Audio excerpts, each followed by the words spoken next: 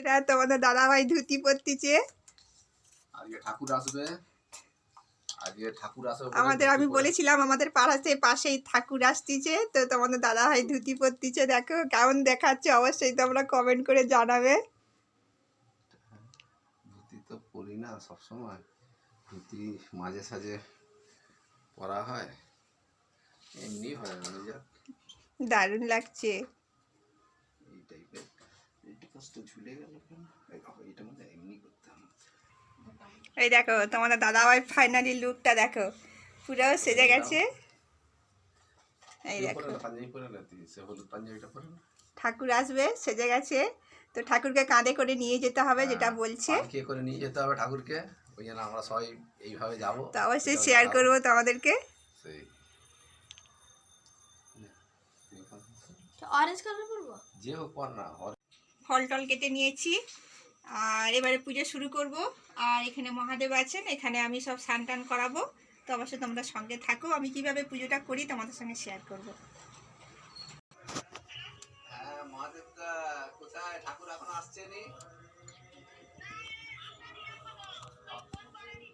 আচ্ছা আচ্ছা, মহাদেবটা বলে গেল, তাই বলে আমি একদম রেডি আছি, আসলেই চলে আসবে। তবে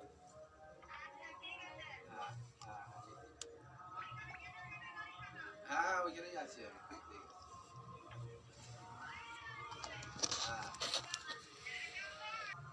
ঘি মাখালাম, এবারে মধু মাখাচ্ছি।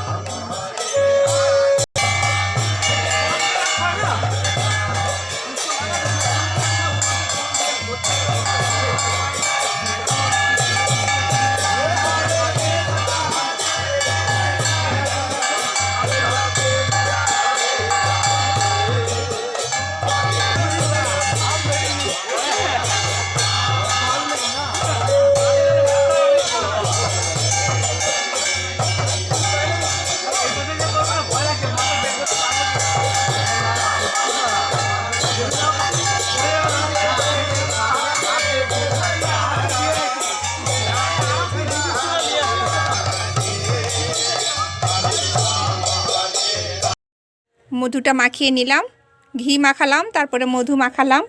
এখানেও সেম ঘি আর মধু দুটোই মাখালাম।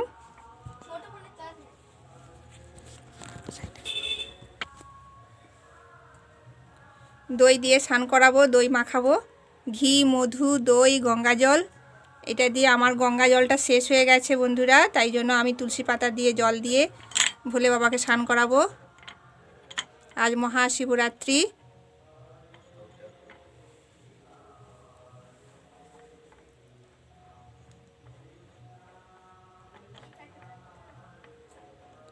এখন চতুর্দশী পড়ে গেছে।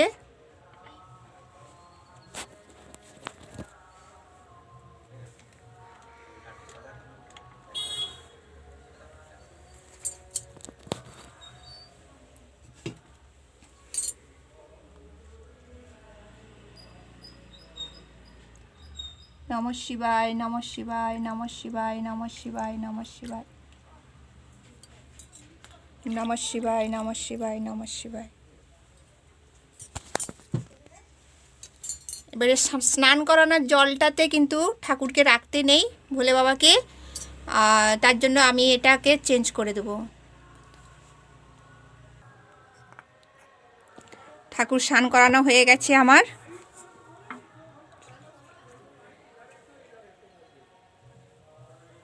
বাড়িতে পুজো করছি বন্ধুরা। তো দেখো সব কিছু আয়োজন করে নিয়েছি, আর এখানে পুজোটাও আমি আয়োজন করে নিয়েছি। তো আজ শিবরাত্রি, তো যতটুকু পারছি তোমাদের সঙ্গে চেষ্টা করছি দেখাবার জন্য, আর বেশিটা হয়তো হয়ে উঠবে না। আগে মহাদেবকে একটা বেলপাতা দিয়ে স্নান করিয়ে বেলপাতা দিয়ে বসালাম। আর দেখো বন্ধুরা, এরকম একটা বেলপাতা নিয়েছি, ঠাকুরকে দেব।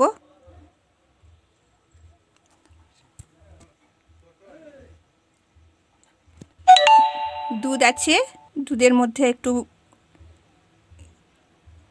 ঘি দিলাম,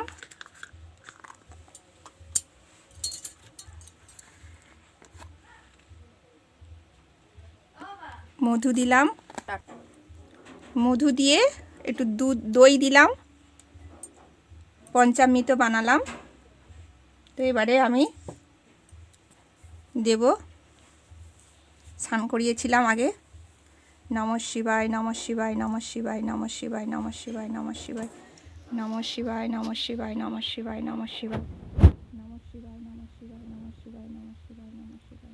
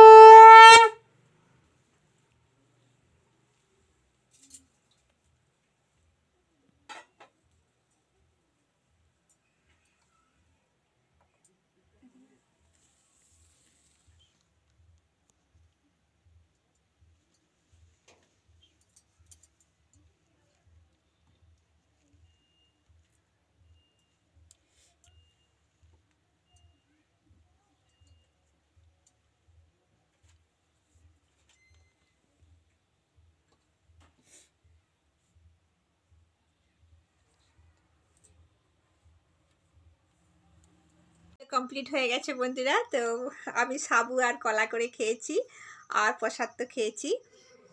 আর আমার বাচ্চারা চলে গেছে ওখানে প্রসাদ খেতে।